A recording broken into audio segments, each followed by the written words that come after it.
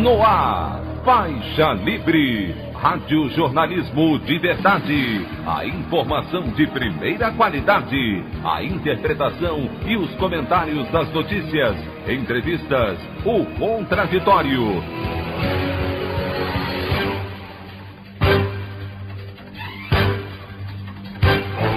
Tudo para aproximar você cada vez mais da realidade do Brasil e do mundo. Apresentação: Anderson Gomes. Movimentos sociais ocupam a Bolsa de Valores de São Paulo em protesto contra o desemprego e a alta da inflação no país. Comissão Especial da Câmara aprova relatório do deputado Arthur Maia para a proposta de emenda à Constituição que estabelece uma reforma administrativa no país, com sérios retrocessos para o serviço público brasileiro. Em decisão que autoriza a quebra de sigilos do vereador Carlos Bolsonaro, juiz do Tribunal de Justiça do Rio cita filho do presidente como chefe de organização criminosa no escândalo das rachadinhas em seu gabinete. Essas e outras notícias na edição desta sexta-feira, 24 de setembro do ano de 2021, do programa Faixa Livre. Comentário de Anderson Gomes.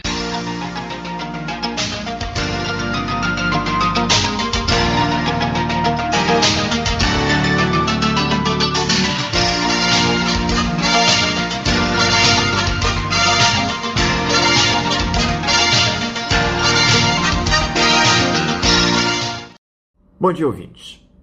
Eu tenho comentado pouco aqui no nosso programa, mas a PEC 32, que trata da reforma administrativa, está provocando muita polêmica lá na Câmara dos Deputados. O clima entre os parlamentares ficou tenso antes da votação do parecer do relator Arthur Maia, do Democratas da Bahia, ontem na comissão especial formada para discutir o tema. Aliás, os problemas começaram na última quarta-feira, quando foi realizada uma sessão à noite para tentar votar o relatório. Após muita confusão e discussões acaloradas, Arthur Maia apresentou uma quinta versão do seu texto, com mudanças de última hora, o que provocou grita tanto da oposição como dos próprios governistas. Os parlamentares obstruíram a votação, que acabou adiada para o dia seguinte. Ontem, em mais um dia confuso, o governo, que tem muita pressa em aprovar essa PEC, se articulou, liderado pelo presidente da Câmara, Arthur Lira, e promoveu várias mudanças na titularidade da comissão na tentativa de facilitar o trabalho e também no próprio relatório. Os opositores a esse verdadeiro crime contra o serviço público ainda tentaram tirar a votação de pauta, pedindo mais tempo para discussões das novas mudanças feitas pelo relator, mas sem sucesso. O texto base foi aprovado por 28 votos a 18 e deve ser analisado, juntamente aos destaques, nesta sexta-feira no plenário da Casa Legislativa. Um dos pontos mais criticados pelos deputados de oposição nessa última versão foi a volta do artigo 37A, que, na prática, viabiliza a privatização total dos serviços públicos, permitindo que União, estados e municípios firmem contratos com órgãos e entidades públicos e privados para a execução dos trabalhos. Temas como a previsão de redução de 25% na jornada de trabalho e de salário dos servidores, regras para contratações temporárias, reduzindo o número de servidores concursados, mudanças dos critérios para a abertura de processos administrativos para perda de cargo, prevendo que o servidor seja processado depois de 2 avaliações insatisfatórias consecutivas ou 3 intercaladas no período de 5 anos, também foram aprovados. Em meio a múltiplas crises que o país atravessa, o governo federal quer aprovar mais esse retrocesso às pressas, no atropelo, sem a devida discussão.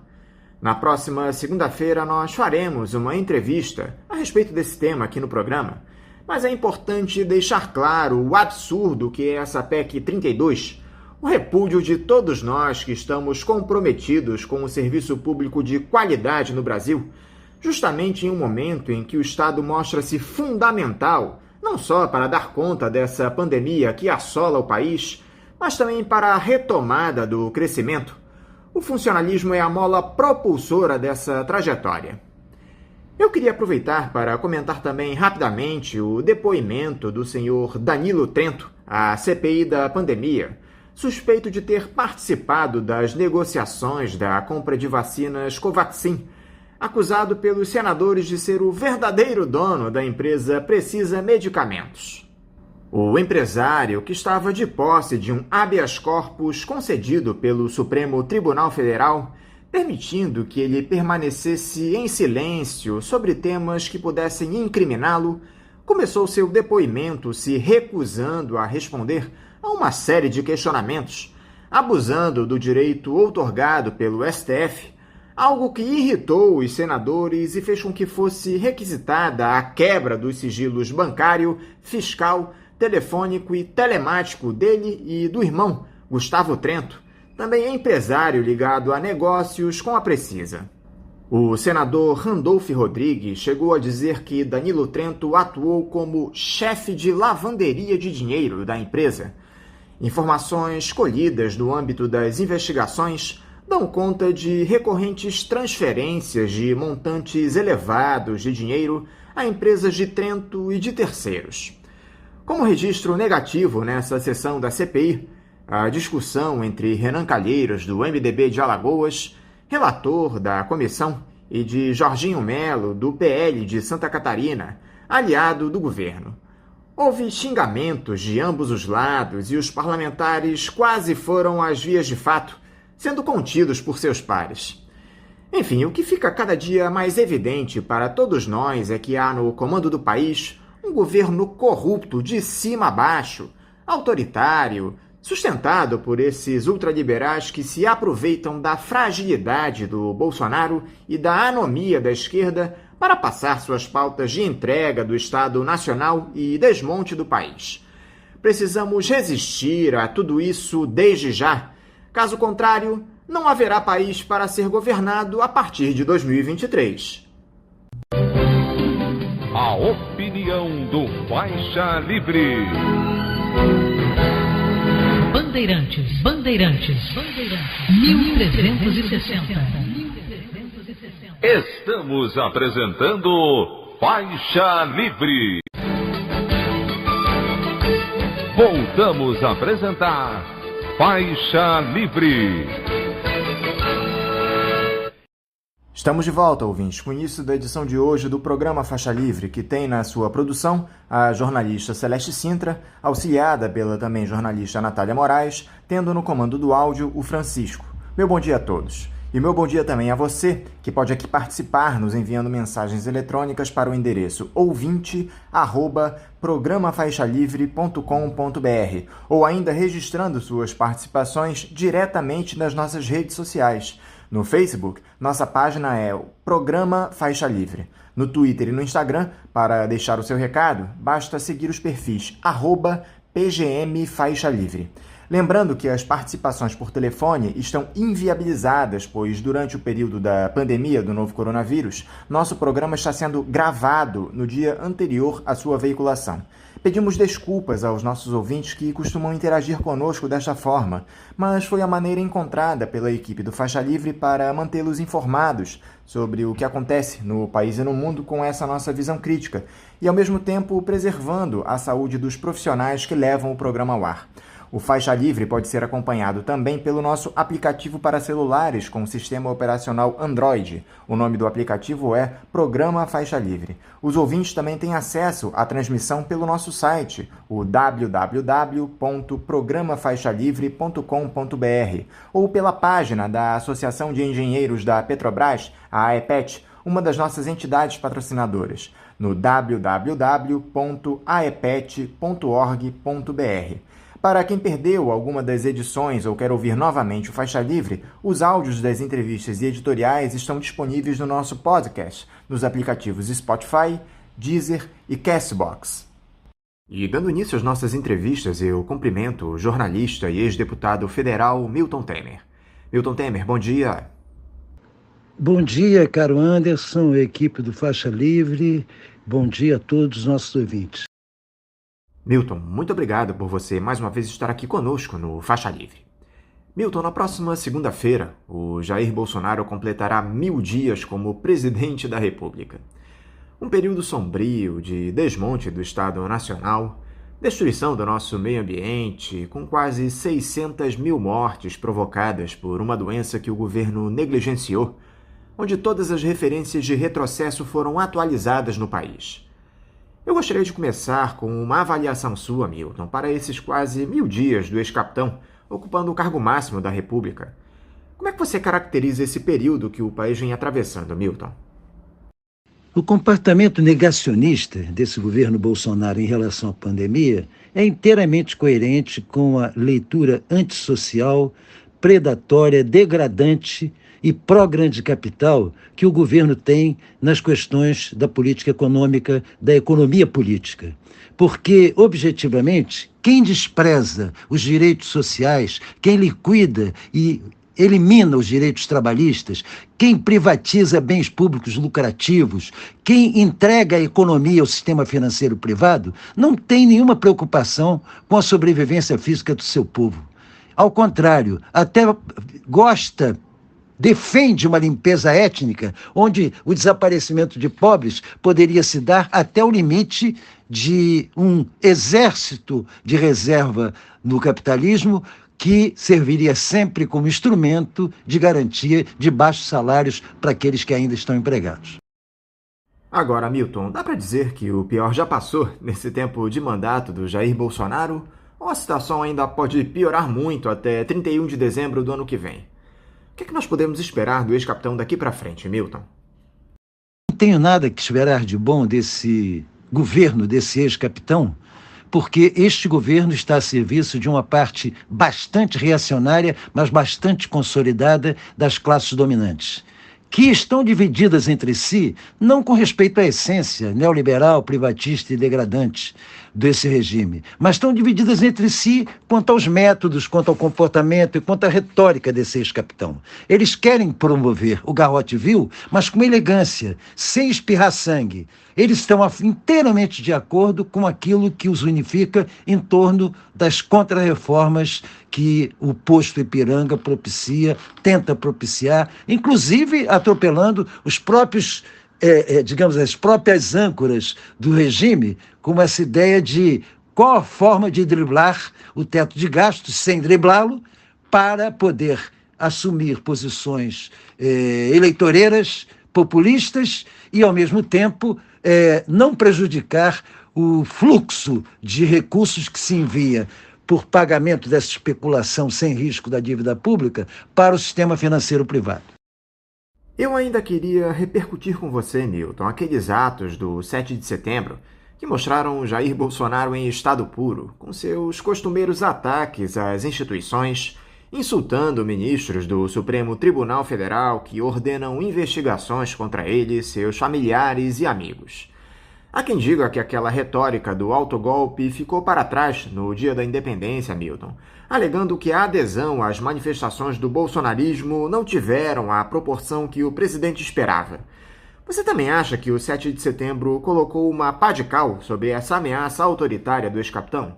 O que é que representou para você aqueles atos, Milton?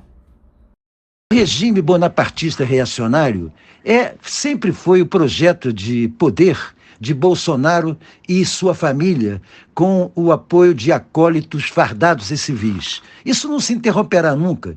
Pelo contrário, eles sempre fazem leitura positiva daquilo que todos veem como um sintoma de diminuição de prestígio, de força e de expressão política. Eles trabalharão sempre com essa hipótese na medida em que contam com os 20% da população que não é bolsonarista por conta de Bolsonaro, sempre foi bolsonarista, que é aquela parte que, digamos, antes se ocultava na chamada maioria silenciosa, uma parte reacionária, ressentida, que, longe de querer condenar o regime que os oprime, quer fazer parte do time de opressores contra os oprimidos, nos quais eles se incluem. Então, Bolsonaro opera com essa lógica o tempo inteiro. Trabalha com uma base orgânica dentro das Forças Armadas, numa parte delas, e dentro das polícias federais, estaduais e das milícias privadas. Então, não se pode subestimar isso, mas não se pode sobrevalorizar a sua possibilidade. Porque os militares podem tudo, menos sentar. Um golpe militar pode tudo, menos sentar em cima das baionetas. Existe divisão nas classes dominantes quanto à retórica, porque o bonapartismo não interessa ao conjunto das classes dominantes. O bonapartismo é a Casa Grande entregar ao capataz a condução dos negócios da Casa Grande. A Casa Grande quer que o capataz cumpra as suas ordens, não quer se submeter ao estilo e aos propósitos e à forma de condução dos negócios desse capataz. Agora, por que os militares sumiram do cenário depois do 7 de setembro, Milton? Eu nunca mais vi o Braga Neto, o Augusto Heleno, o próprio Luiz Eduardo Ramos se manifestando. O que houve com essa turma, Milton? Você sabe dizer? Esses militares não sumiram depois do 7 de setembro.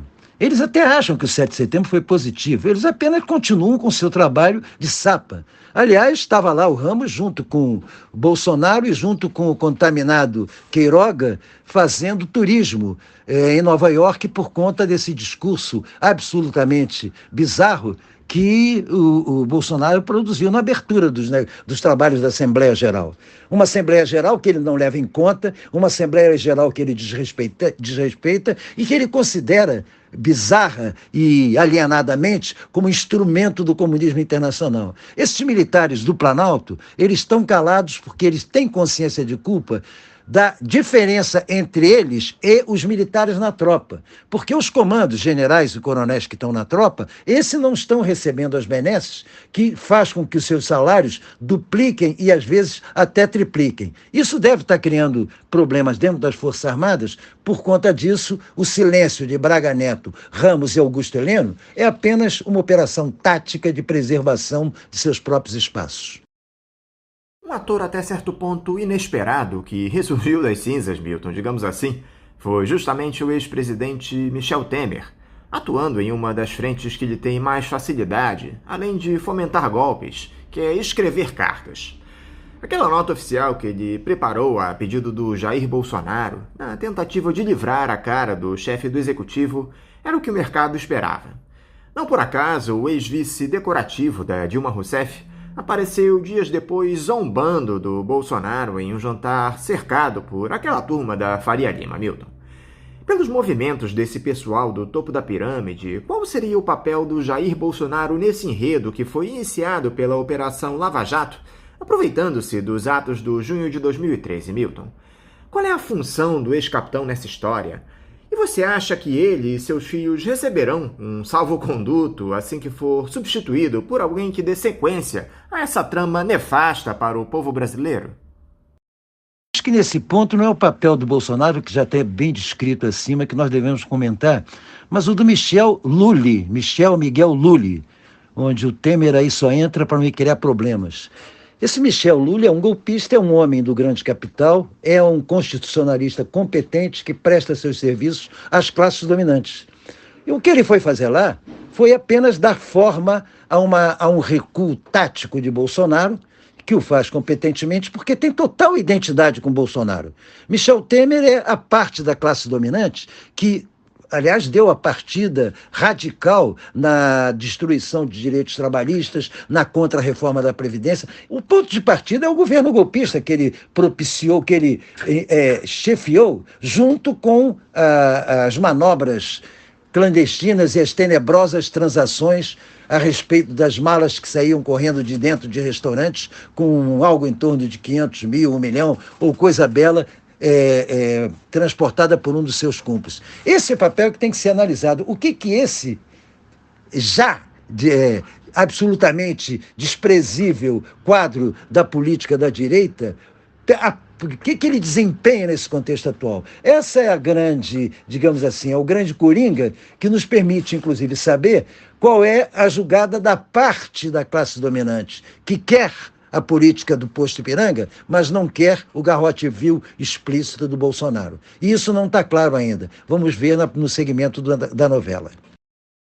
Embora tenha se hasteado essa espécie de bandeira branca após Dia da Independência, Milton, o Jair Bolsonaro voltou às suas origens essa semana e levou o cercadinho do Palácio da Alvorada lá para Nova York, naquele discurso dele na Assembleia Geral da ONU, totalmente desconectado da realidade do nosso país, apostando em uma retórica fantasiosa, voltando a falar em ameaça do socialismo no Brasil, defendendo o tratamento precoce contra a Covid-19, se referindo a um auxílio emergencial de $800 durante a pandemia, ou seja, uma ofensa à inteligência das pessoas.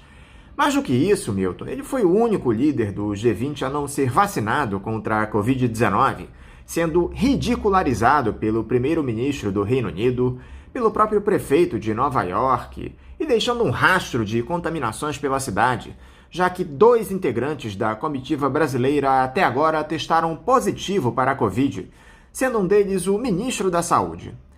O que você achou, Milton, desse discurso do Bolsonaro na ONU? E o que leva o presidente a ter esse tipo de delírio depois de sinalizar uma trégua? Essa postura do ex-capitão tem sido bem comum nesses 1000 dias de mandato, ameaçando a democracia, se desculpando na sequência. Esse discurso de Bolsonaro é um discurso coerente com a sua política.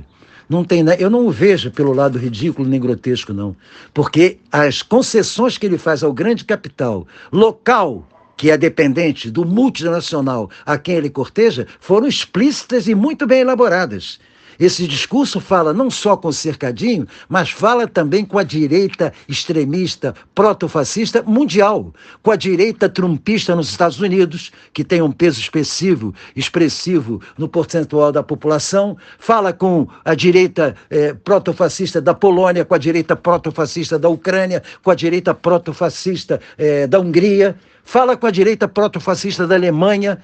Esse discurso é um discurso que não é levado em conta, mas não pode ser ridicularizado pelas forças democráticas e progressistas do mundo. Ele é um discurso em que Bolsonaro tenta se colocar, até por conta do que seu filho, com a Organização de Seminários do Brasil, faz, com o apoio do Steve Bannon, e financiado, inclusive, pela direita americana, para se colocar como uma das cabeças desse sistema e ter esse apoio na eleição do ano que vem.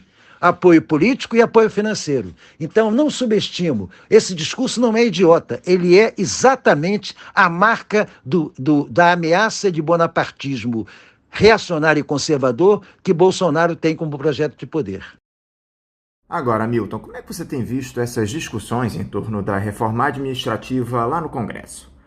Ontem, a comissão especial na Câmara, que discute a PEC 32, aprovou o parecer do relatório deputado Arthur Maia, do Democratas da Bahia, com uma série de retrocessos para o funcionalismo, como a inclusão de regras para contratações temporárias, o que na prática define a privatização dos serviços públicos, a redução da jornada de trabalho e do salário dos servidores em até 25% em épocas de crise, também mudanças dos critérios para a abertura de processos administrativos para a perda de cargos de servidores. Não é de hoje, Milton, que o Jair Bolsonaro colocou o serviço público como vilão no nosso país. A grande questão é que, especialmente em momentos difíceis como esses que estamos atravessando, o papel do Estado é mais que fundamental para a retomada do crescimento, incluindo aí o funcionalismo. Será que o governo não percebe isso, Milton? O ataque contra o serviço público já vem de longa data. Ataque contra os servidores, não só na questão salarial, como na própria condição de trabalho, já vem de longa data. Lamentavelmente, podia ter sido regulamentado e protegido com cláusulas intocáveis durante o período do governo de Lula e Dilma. Não foi. Ao contrário, não enfrentaram a violenta ação de setores do grande capital com a perspectiva de trabalhar ideologicamente o conceito de Estado mínimo. Estado mínimo, sim, para a sociedade, mas Estado máximo para eles. Na segurança, nas isenções tributárias, enfim, em tudo que reprime qualquer tipo de ação social, esse Estado seria forte. Ele tem que ser enfraquecido naquilo que diz respeito exatamente aos setores mais vulneráveis. Então, enquanto grandes cargos do serviço público têm altos salários, Médicos, professores, servidores da área de saúde e educação pública começam a evadir para a economia privada em função da absoluto massacre de condições de trabalho na área pública. Não há como recorrer a novos quadros, não há concurso, não há aproveitamento de jovens que saem da faculdade para prestar serviço com salário digno. Pelo contrário, o que eles pretendem é que esse jovem trabalhe como estagiário ganhando metade de salário mínimo. Esse conceito é ideologicamente conduzido pelas classes dominantes através dos governantes que, defendendo os interesses da iniciativa privada, degradam, distratam, como o caso do Correios agora. Correio dá 1,5 bilhão de lucro. Por que privatizar se dá lucro? Que recolhe o imposto e mais os dividendos para o acionista maior, que é o próprio governo e é o bem público. Mas não é isso. Essa gente trabalha para o sistema financeiro privado, para o agronegócio predador e para esses que, enfim, degradam permanentemente as relações sociais por conta de uma política econômica e de uma política administrativa profundamente reacionária. Falando um pouco sobre eleições, Milton, qual é o rumo dessa tal terceira via que é defendida tanto por esses partidos de direita que se autodeclaram centro democrático, como por essa mídia dominante golpista? O Ciro Gomes teria condições de emplacar os interesses dos endinheirados? A operação da terceira via não é uma operação desprezível. É uma operação que eu acho que se decide em meados do ano que vem. Meados não, a partir de abril do ano que vem. É verdade que esses políticos apresentados, eles têm toda uma marca muito, digamos assim, viciada, muito desgastada, muito conhecida, pouco original. Mas, objetivamente, não sei, nós temos que levar em conta que existe ainda uma grande parcela nas pesquisas, entre 10% a 15%, que diz voto nulo, voto branco ou não voto em nenhum. O nenhum que está aí são esses candidatos até apresentados até agora como candidatos dessa direita dissimulada em centro. Mas, evidentemente, haverá uma pressão grande, muito grande, inclusive socialmente, para que surja um nome que comece a aparecer nas pesquisas com alguma pontuação. Eu acho que o Ciro Gomes está fazendo uma operação que, do ponto de vista pessoal dele, é a única possível. Ele quer manter uma posição à esquerda do Lula na economia política, e isso é sério. Ele tem um projeto concreto de economia política fundado num desenvolvimentista antifinanceiro e fundamentalmente antiespeculativo, isso é um fato concreto, que Lula não consegue expressar, porque o movimento de Lula é no sentido contrário, é de se aproximar do grande capital e dizer que não vai incomodá-lo. O Ciro, por seu lado, tenta aparecer em todos os atos políticos dessa centro-direita, dessa direita dissimulada em centro, para conseguir dizer a ele o seguinte: olha, vocês têm que votar em mim porque eu sou o único que pode conquistar votos na área do Lula, dessa tropa toda que está aí. Então, evidentemente, eu acredito, e não é por acaso, que Ciro é o único que chega perto dos 10% entre esses ditos alternativos a Lula e a Bolsonaro. Eu acho que é imprevisível o destino dessa direita transformada em centro ou dissimulada em centro, e só vai se definir claramente entre março e abril do ano que vem. Milton, esses dias eu estava conversando com uma amiga que é professora da rede municipal, na aula para alunos na faixa dos 17, 18 anos, e ela me contou 2 episódios que dizem muito a respeito dessa tragédia humana que nós atravessamos no país. Primeiro, ela comentou que falava em sala de aula sobre república, mostrou uma imagem do relógio da Central do Brasil e perguntou que horas marcava no relógio. A maioria dos jovens não soube responder, pois não sabia ler a hora em relógio de ponteiro. Depois, uma situação bem mais séria. Ela disse que dá aulas para 2 jovens que cumprem medidas socioeducativas e o diálogo entre eles, a disputa que eles estabeleceram entre si, era quem respondia pelo maior número de crimes no Código Penal, Milton. Jovens, 17 anos. E a esquerda fica debatendo quem será o vice do Lula. Os nossos políticos do campo progressista estão um tanto afastados da realidade do nosso país, não estão, Milton? Você apresenta 2 casos concretos que eu diria aterrorizantes dessa realidade que nós vivemos. Mas eu não digo que eles sejam algo que descapacita o pensamento da esquerda sobre o enfrentamento. Eles são consequência, fundamentalmente, de uma realidade objetiva, de uma desigualdade social, onde, para uma boa parte da juventude, principalmente nas periferias desprotegidas e vulneráveis, é buscar processos alternativos de quem não tem nada a perder. Vamos ter claro, se você vai ao Netflix e pega filmes sobre o que é Berlim pós-Segunda Guerra Mundial, você vê a juventude alemã cometendo crimes bárbaros em quadrilhas que operam em arrastão, da mesma forma que vimos aqui em determinados momentos como parte de ação desses grupos vulneráveis. Quando você frequentar, que é para quem frequentou a Itália nos anos 60, era um perigo andar na rua com bolsa na mão, porque passava alguém numa lambreta para roubar do lado, tranquilamente. Isso não acontece tanto hoje. O que está na diferença das duas realidades? A desigualdade social diminuiu. Você não conhece bondes na Finlândia, você não conhece bondes em países capitalistas dos países nórdicos, na medida em que o grau de desigualdade social é muito inferior, é muito menor do que a desigualdade social que nós registramos aqui. Então, a desigualdade social causa esse analfabetismo funcional de quem não sabe ler um relógio de ponteiros, porque está condicionado a ler relógio digital.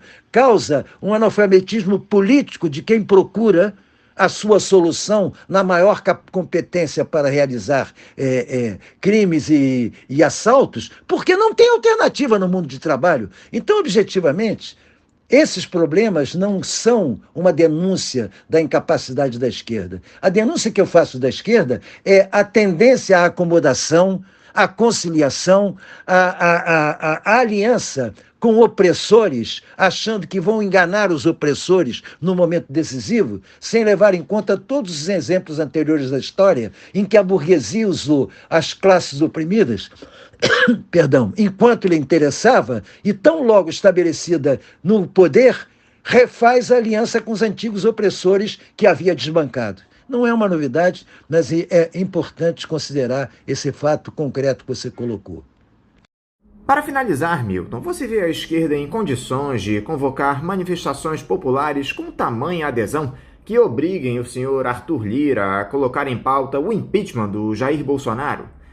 Muito se fala na necessidade de se retirar o ex-capitão o mais rápido possível do Palácio do Planalto, mas é evidente que isso só se dá com mobilização das ruas.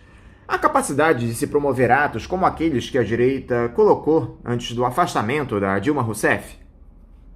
A esquerda não deve interromper em momento nenhum a convocação para manifestações massivas, fundamentais, na defesa não só do fora Bolsonaro, como do fora Bolsonaro, fora Mourão e fora todo esse regime. Porque não é suficiente botar Bolsonaro para fora para entregar o cargo de presidente da República a Mourão, que não tem nenhuma diferença com Bolsonaro, a não ser em métodos e retórica. E também na máscara que usa para fazer propaganda do Flamengo. Objetivamente, ele é tão neoliberal, predador, antissocial e pró-grande capital quanto Bolsonaro. Apenas opera de forma distinta, que é o que uma parte da classe dominante quer. A classe dominante tem acordo e unidade com respeito aos planos que o posto Ipiranga anuncia e depois não consegue aplicar tais absurdos que ele propõe. Os dois são idênticos nisso. Talvez até mais o Mourão do que Bolsonaro na questão da essência da política econômica de governo. Porque ele disse claramente, em debate anterior, durante a campanha, com os vices na Globo News, se não me engano, ele disse de maneira ostensiva. Ele não tinha nenhuma admiração pelo Geisel, porque o Geisel era estatista. A referência dele do período militar, civil, empresarial, que nos oprimiu depois de 64, é o general Médici, o ícone dos purões torturadores da ditadura. Esse é o ícone dele, esse é o ídolo dele. Então não façamos grande diferença. Fora Bolsonaro sim, fora Bolsonaro, Mourão e o governo. Quanto a Arthur Lira é um esperto. Quanto mais pressionarmos, mais ele cobrará para sair de cima, ou não sair de cima, da verdadeira montanha que já se forma de requerimentos com respeito ao processo de abertura de processo de impeachment. A crise e as manifestações são manipuladas. Haverá um ponto em que ele não vai ceder. Mas, de qualquer forma, a manifestação não é só por conta disso, não. É fundamental para manter a força democrática viva e barrar os planos bonapartistas reacionários que estão na cabeça não só do Bolsonaro, mas dos generais que o rodeiam no Planalto. Milton Temer, mais uma vez, muito obrigado por você estar aqui conosco no Faixa Livre. Eu quero te desejar um ótimo final de semana e deixar aqui o meu abraço. Como saudação final, Anderson, meu abraço afetuoso a você pelo trabalho importante que você faz, junto com essa produção genial chefiada pela Celeste Sintra, desse Faixa Livre, que é a tribuna livre fundamental, histórica, com décadas de serviço, onde se manifesta realmente a verdadeira liberdade de expressão. Uma saudação a você e aos ouvintes e acompanhantes na rede que nos honraram até agora. Conversamos aqui com o jornalista e ex-deputado federal Milton Temer. Como vocês, ouvintes, sabem, o Faixa Livre tem passado por um processo de transição nos últimos tempos que provocou algumas mudanças e também adaptações às novas tecnologias. Uma delas é justamente a adoção de uma chave Pix, essa nova modalidade de transferência de valores para os ouvintes que desejam contribuir com qualquer quantia para a manutenção do programa. Portanto, para você que já aderiu a essa nova tecnologia, a chave Pix da conta do Faixa Livre é o nosso e-mail, ouvinte@programafaixalivre.com.br. Repetindo, a nossa chave Pix é ouvinte@programafaixalivre.com.br. Para você que faz transferências da maneira tradicional, a nossa conta em nome da Associação de Funcionários do BNDES, a AFBNDES, no Banco Itaú, agência 1964, conta corrente de número 03004, dígito 1. Repetindo, a agência do Banco Itaú, 1964, conta corrente 03004, dígito 1. O CNPJ da AFBNDES para a realização de depósitos de quem não é cliente do referido banco é o 33984-550-0001-41. Repetindo, o CNPJ da AFBNDES é o 33984-550-0001-41. Lembrando que todos os recursos depositados nessa conta são destinados exclusivamente ao financiamento dos custos do Faixa Livre. Para quem não conseguir anotar as informações referentes à conta, elas estarão disponíveis no nosso site, o www.programafaixalivre.com.br, e nas nossas redes sociais, no Facebook, Twitter e Instagram. Então, repetindo mais uma vez, a nossa chave Pix é ouvinte@programafaixalivre.com.br e a conta corrente da AFBNDES do Banco Itaú, agência 1964, conta de número 03004, dígito 1. Vamos agora ao nosso primeiro intervalo. Voltaremos daqui a pouquinho. Voltamos a apresentar Faixa Livre. Estamos de volta, ouvintes. Nós tínhamos reservado para esse segundo bloco uma entrevista com o professor da Faculdade de Ciências Econômicas da Universidade do Estado do Rio de Janeiro, a UERJ, Elias Jabbour. Ele falaria aqui conosco a respeito da China, de tudo que tem acontecido lá no país asiático, desses problemas relacionados aí a essa empresa Evergrande, empresa do ramo da construção civil. Mas, infelizmente, o Elias teve um problema muito sério, um problema familiar, e, infelizmente, ele dessa vez não pôde nos atender. Eu já peço desculpas aqui a vocês, ouvintes. Esse tipo de imprevisto, infelizmente, desmonta aqui o programa. Então, por conta disso, nós faremos a repetição da entrevista que foi ao ar ontem com a médica e professora da Universidade Federal do Rio de Janeiro, a UFRJ, Lígia Bahia. É uma pena que tenha acontecido um imprevisto com Elias. A gente espera que tudo se resolva lá, que ele possa retornar aqui a conversar conosco rapidamente. Então, dessa forma, vocês ficam agora com a entrevista da professora e médica Lígia Bahia. Lígia Bahia, bom dia. Bom dia, muito obrigada pelo convite para estar aqui de novo no programa Faixa Livre. Uma grande honra para mim estar aqui de novo, sendo questionada e podendo contribuir para o debate, né, sobre saúde, esse tema que não nos larga, né, não nos larga ainda bem, mas também de maneira assim ruim, porque a gente não consegue respirar, né, a gente está na pandemia há quase 2 anos, né, então muito, muito dura essa realidade, mas enfim. Lígia, muito obrigado por você mais uma vez estar aqui conosco, dialogando no Faixa Livre. Lígia, as polêmicas nesse governo do Jair Bolsonaro não dão sequer uma trégua. Uma das últimas foi essa em torno da suspensão da vacinação dos adolescentes de 12 a 17 anos sem comorbidades contra a Covid-19, após orientação do ministro da Saúde, Marcelo Queiroga. O titular da pasta alegou que se baseou em uma recomendação da Câmara Técnica Assessora em Imunização e Doenças Transmissíveis e da Organização Mundial da Saúde. Só que, evidentemente, isso não é verdade, Lígia. Não há qualquer tipo de restrição da OMS à imunização dos jovens. A verdade é que o governo não adquiriu o número suficiente de doses das vacinas a tempo de contemplar o Plano Nacional de Imunização. Como é que você classifica, Lígia, essa recomendação do Ministério da Saúde para que os adolescentes não sejam vacinados? Então, sobre a pergunta, né, tentando ser objetiva, é um absurdo, né, que o Queiroga tenha feito isso. É claro que a gente poderia até ponderar no início do processo de vacinação, o papel que o Brasil ocupa hoje no cenário mundial, como é que está a oferta de vacinas, né, que de fato é uma desigualdade muito grande, os países ricos ficaram com muitas vacinas para si. Não houve aquela promessa de distribuição, né, de que no início a Organização Mundial de Saúde chegou a anunciar a doação de vacinas. A gente vê hoje, né, o que está acontecendo.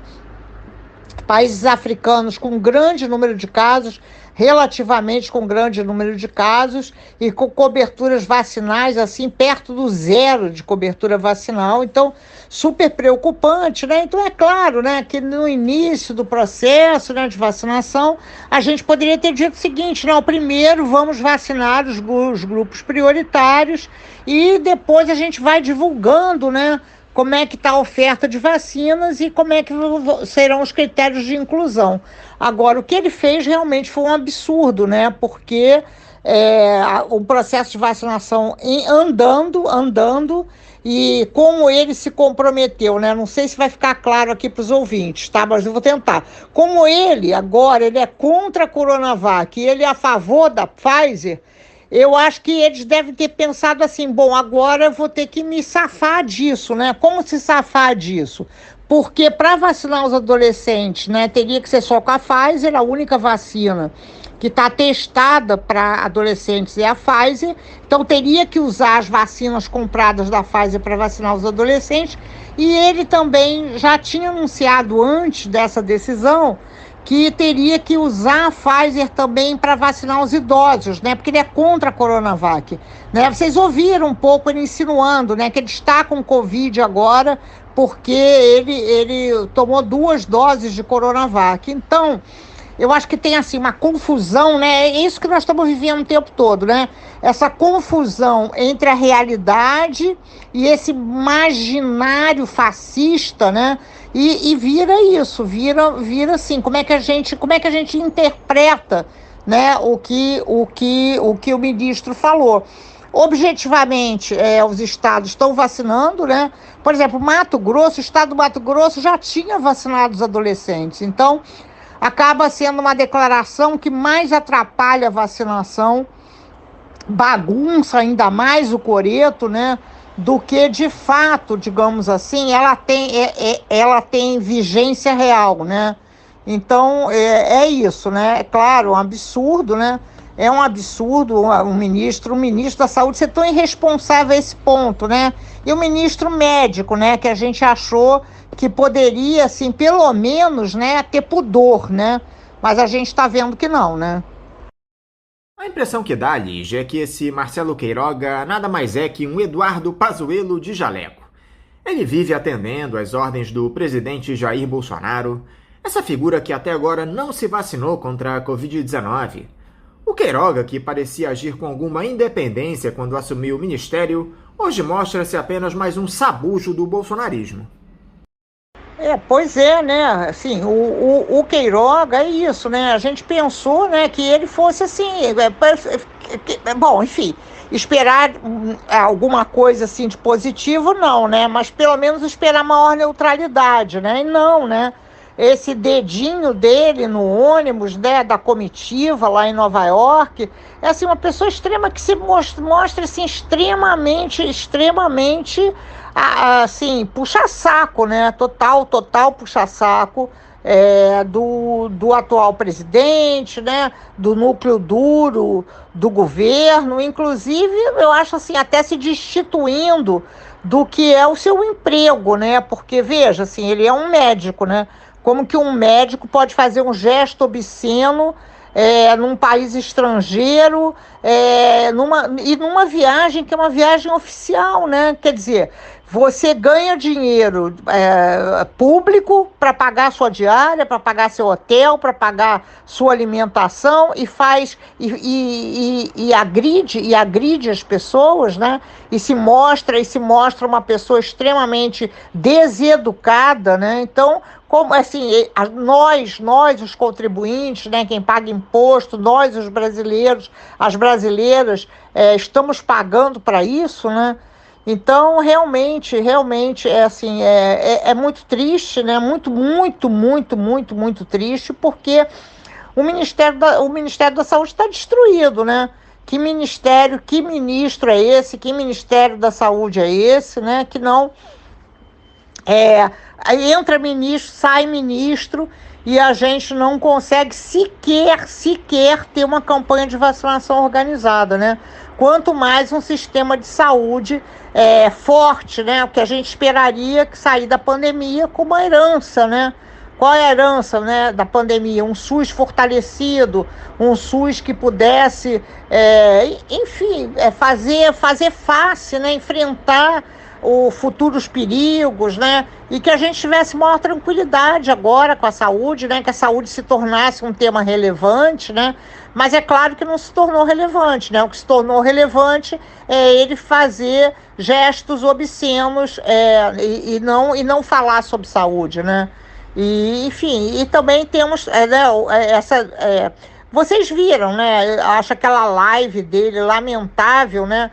Aquela cena lamentável na qual ele aparece com o presidente da República, com aquelas risadinhas, né? E falando, não, nada disso, assim, eu sempre, né? Sempre morrer gente é irrelevante, né? É irrelevante. O que é relevante é a reeleição, né? O que é relevante é a candidatura dele para o governo da Paraíba. Isso é relevante. Mas as pessoas continuarem morrendo, não terem saúde, isso não tem muita importância. Nós falamos dessa Assembleia Geral da ONU, Lígia, e o presidente Jair Bolsonaro fez um discurso absurdo nesse encontro lá nos Estados Unidos na última terça-feira. O chefe de Estado brasileiro defendeu o tratamento precoce contra a Covid-19, algo já comprovadamente sem eficácia. Se posicionou contra o chamado passaporte sanitário, que confere benefícios a pessoas que tenham se vacinado contra a doença. Isso sem falar que ele foi o único representante do G20 que não se vacinou, Lígia. Foi ridicularizado pelo primeiro-ministro do Reino Unido, Boris Johnson, pelo prefeito de Nova York, Bill de Blasio, uma vergonha mundial. O que você achou do que disse e da postura do Jair Bolsonaro diante dessa Assembleia Geral da ONU, Lígia?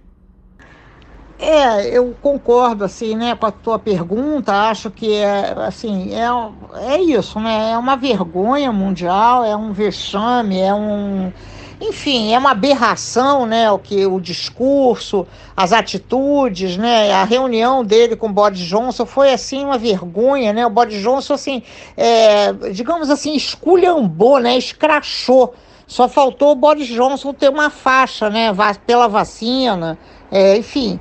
Então, achei, assim, tudo muito ruim, mas, de alguma maneira, ele continua se dirigindo à sua claque, né?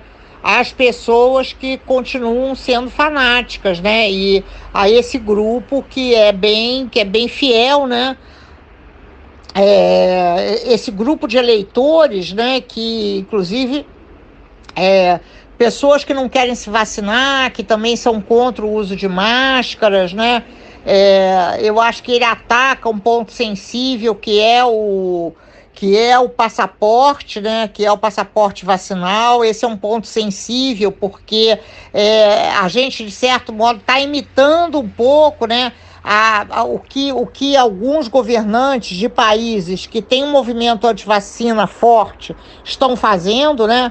Então, exigir passaporte vacinal nos Estados Unidos é alguma coisa fundamental mesmo, né? Porque tem uma parte da população que não quer ser vacinada. Não é o caso no Brasil, né? Porque no Brasil a gente teve assim, para a gente explicar, tá?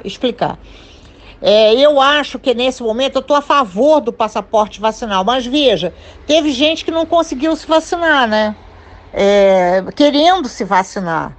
É um pouco diferente, né? Porque a estratégia do passaporte vacinal, assim, o que nos Estados Unidos eles estão fazendo, né? Tem pessoas que são contra a vacina, mas eles estão, assim, convencendo as empregadoras a exigir passaporte vacinal. Aí as pessoas têm que decidir, ou elas se vacinam ou elas ficam sem emprego, né? As pessoas estão exigindo passaporte vacinal para entrar em restaurantes, para participar de eventos, etc. Aqui, eu acho, sim, vamos conversar isso, tá? Eu acho que tem um uso meio canhestro disso. Que assim, se tiver passaporte vacinal, pode ter jogo no Maracanã. Se tiver passaporte vacinal, pode ter Réveillon, pode ter Carnaval. Então, assim, antes de ter uma oferta de vacinas, que seja uma oferta de vacinas, assim, para 100% da população, né? Então, eu acho que eu estou complicando um pouco, mas eu não sei se eu consegui me expressar. Ele toca nesse ponto sensível, sabe? Porque sempre esse discurso... esse discurso fundamentalista, ele toca em determinados pontos, né? Que mobilizam algumas pessoas, né? E a gente precisa ter respostas adequadas para isso, porque tem uma certa enrolação também de prefeitos e governadores que em determinado momento foram a favor, foram contra o isolamento social, foram a favor, foram contra o isolamento social, e que agora estão muito assim eufóricos, né? Porque a gente atingiu coberturas vacinais razoáveis, ainda não temos coberturas vacinais completas, mas eufóricos com a reabertura, né? Então agora pronto, agora a gente volta a funcionar plenamente. Funcionar plenamente não é uma economia assim que todas as pessoas têm emprego, têm renda, têm o que comer 3 vezes por dia. Não é isso que eles querem dizer, né? Eles querem dizer funcionar plenamente atividades econômicas para os quais eles estão pressionados para abrir, né? Festas, eventos, academias de ginástica, boates, etc., né? Que a gente ainda considera que deveria ter um pouco de cautela, né? Ainda nesse momento. Então, é um pouco isso, né? Agora, de qualquer maneira, né? O discurso nosso brasileiro na ONU, a gente está um vexame, né? Nós estamos sendo tratados assim como aqueles ditadores, né, do terceiro mundo, inclusive até a imprensa internacional, eu acho que está dando pouca bola, assim, para o Brasil nesse momento, né? A gente se tornou, assim, carta fora do baralho, o que é uma tragédia, porque nós somos um país enorme, né? E com muitas potencialidades, então é muito ruim, né? Quanto tempo que vai demorar para a gente se reerguer, né? Se é o caso que nós vamos conseguir nos reerguer depois de tanta destruição. E para piorar, Lígia, o próprio Marcelo Queiroga acabou sendo diagnosticado com Covid-19 lá em Nova York. A comitiva brasileira teve de ficar isolada. O ministro ficará 14 dias em quarentena nos Estados Unidos, ou seja, não houve sequer o cuidado com a delegação. Aliás, isso pode ser um risco para o próprio Jair Bolsonaro, Lígia, que vive andando sem máscara, esteve na companhia do Marcelo Queiroga em diversos momentos e sequer foi vacinado. Sinceramente, o ministro da Saúde do Brasil, né, com mais de 60 anos, está com Covid, né, realmente, em Nova York, realmente digamos assim, sei lá, o quê, né, é um evento sentinela, né, evento sentinela que a gente fala na saúde, é quando tudo deu errado, né, isso não poderia ter acontecido, né. Então, ele está lá em Nova York, né, em quarentena, disse que tomou 2 doses da vacina, está com Covid, testou positivo. Uma vergonha, né, porque havia outro integrante dessa comitiva que também teve Covid, né? E ele, assim, como eu disse, né, ele atribui a uma vacina, digamos, assim, fraca, né, e não aglomeração, né, não ter viajado, aglomerado, não ter andado naquele ônibus sem máscara, né, o tempo todo, comendo pizza na calçada sem máscara. Então, realmente é super, super lamentável, né. Agora, eu também não sei, né, acho que a gente não pode afastar a hipótese dele estar lá para não estar na CPI, né.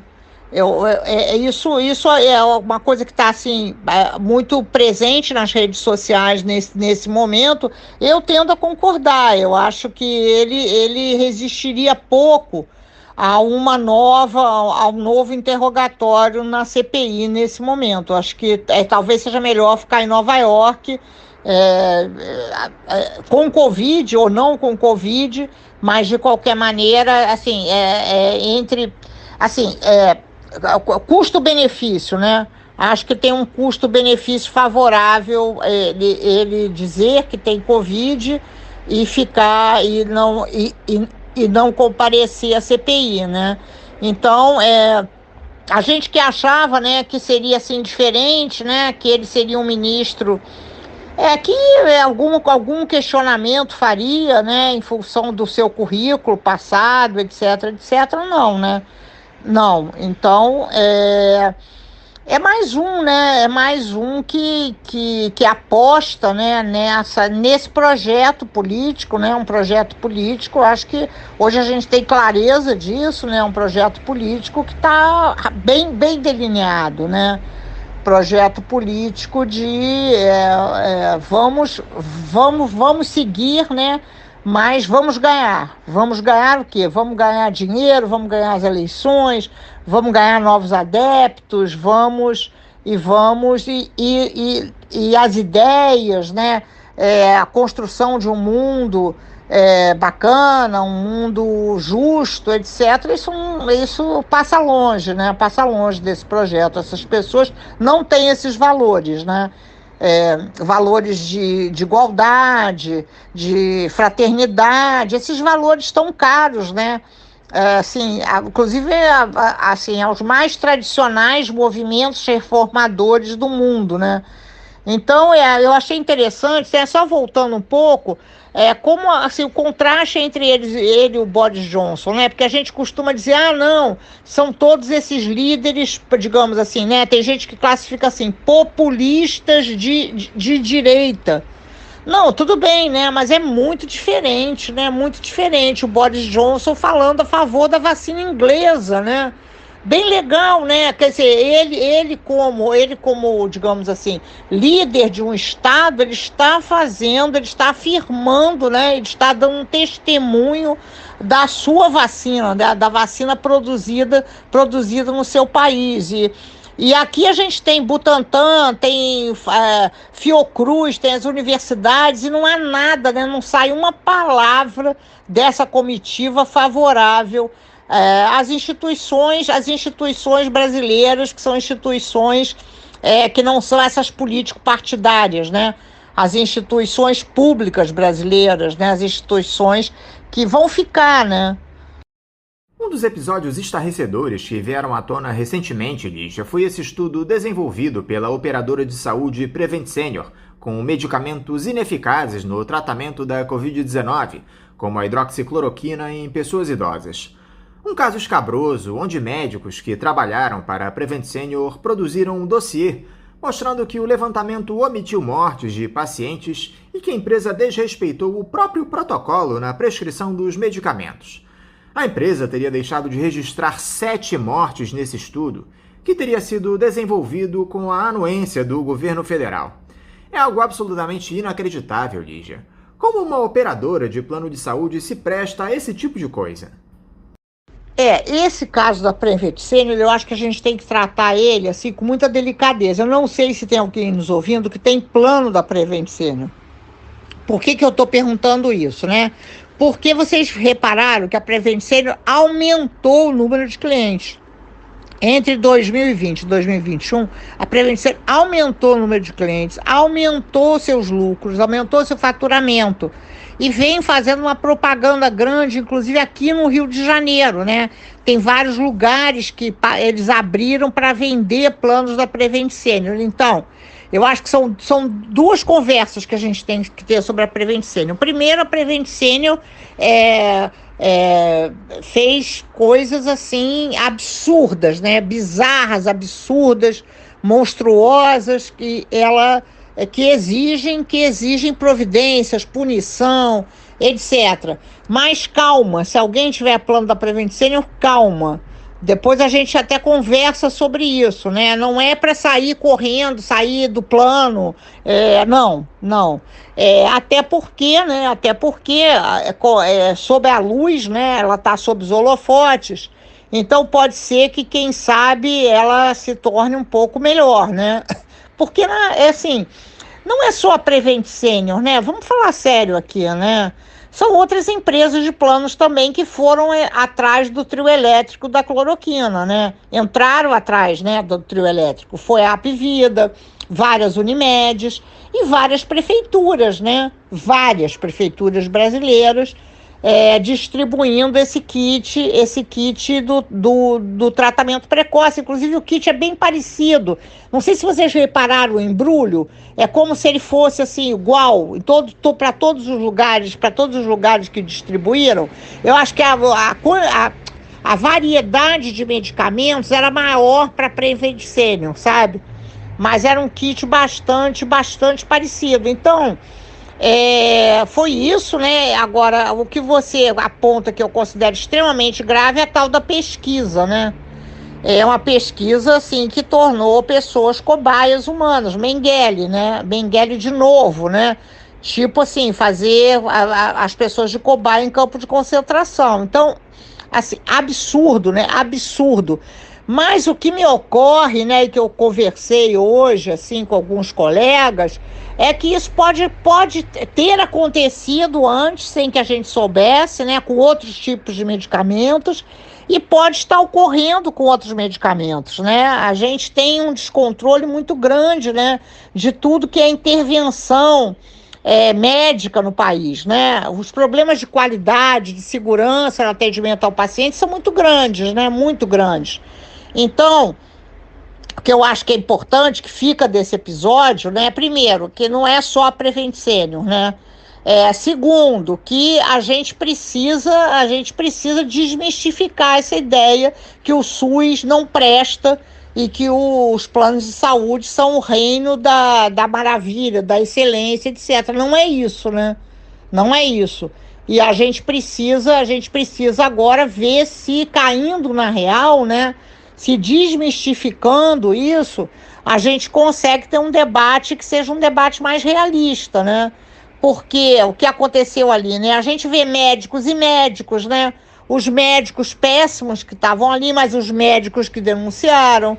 E a gente também, né, percebe que as instituições falharam, né? Conselho Federal de Medicina falhou, a ANS falhou, o Ministério Público demorou muito tempo, né, para intervir. Então, a gente vai precisar ter instituições de controle, instituições democráticas muito mais fortes, né? Não só em relação à Prevent Senior, mas em relação a tudo que diz respeito à saúde, né? Então, eu acho que esse é um caso muito ilustrativo, né? Mas a gente não deve, assim, dizer assim, não, a Prevent Senior é uma aberração e agora a gente conseguiu resolver. Não é isso, né? Eu acho que a Prevent Senior, ela mostra pra gente que tem muito problema, né? Muito problema. Que a gente só vai conseguir olhar para esse conjunto de problemas e se desmistificar, né? Se a gente falar, olha só, não é isso não, né? Não é isso não. Os problemas da saúde são muito graves e eles são muito espalhados e eles estão em todos os lugares. Como é que você tem visto as investigações desse caso da Prevent Senior, Lígia? O Conselho Federal de Medicina, a própria ANS, não podem tomar algum tipo de providência nesse caso? Obrigado por você perguntar, né? Porque agora eu posso complementar. Sim, né? É claro que as providências têm que ser tomadas, mas é impressionante, assim, é impressionante mesmo, né? É sério, para gente que estuda, para gente que convive, né? Já conviveu mais de perto, é impressionante a atitude do Conselho Federal de Medicina. Um pouco inexplicável, né? Porque como que o Conselho Federal de Medicina não se pronuncia, né? Um Conselho Federal de Medicina mudo que nem peixe, né? Então, como se a gente estivesse, assim, com o Conselho Federal de Medicina a favor da anticiência, né?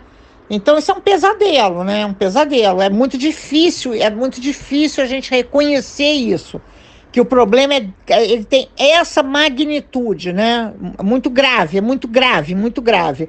Mas também ao fazer isso, a gente tem que saber que, olha só, esses são médicos, né? Formados por faculdades de medicina, tiveram professores, como eu, sou professora de uma faculdade de medicina. Então, o que aconteceu, né? O que está acontecendo para que a gente forme pessoas assim, né? Para que essas pessoas exerçam a profissão, sabe? Então, o que a gente tem que fazer, né, a partir daí? Então, são várias providências. Eu acho que não é só uma providência de punição. Assim, a gente tem que pensar, isso que eu estou insistindo aqui, na prevenção, né? De impedir que isso venha a ocorrer. Por exemplo, será que a gente não deveria, assim, porque quando a gente se forma médico no Brasil, nunca mais a gente precisa demonstrar nada, nenhum conhecimento, nenhuma habilidade. Será que a gente não deveria ter testes de quando em quando para continuar habilitando esse médico, esses médicas, as médicas, né? Os médicos, as médicas, assim, provas de demonstração de, olha, eu posso continuar na minha profissão, né? Ou não posso, né? E quais são, digamos assim, as competências, as habilidades exigidas para ser um profissional de saúde, né? Não só médicos, né? Enfermeiros, psicólogos, nutricionistas, fisioterapeutas, a gente tem que pensar sobre isso. Vários países adotam esses, digamos assim, esses testes, né? Que são testes periódicos. Então, essa é uma discussão. A outra é essa proliferação de faculdades privadas, né? Que na nossa área da saúde, elas são, assim, extremamente predominantes. Então, o que esperar, né? O que esperar de um profissional de saúde formado em instituições que não oferecem iniciação científica, que não oferecem uma formação científica para esse jovem, né? Como é que esse jovem, ele mais tarde, ele vai conseguir ler artigos científicos, vai conseguir interpretar, vai conseguir ter um senso crítico, né? Em relação ao que é ciência, o que não é ciência. Então, eu acho que esse é um debate, assim, que a gente não pode adiar, sabe? Porque senão fica só na providência da punição, né? E não, assim, o que gerou isso, né?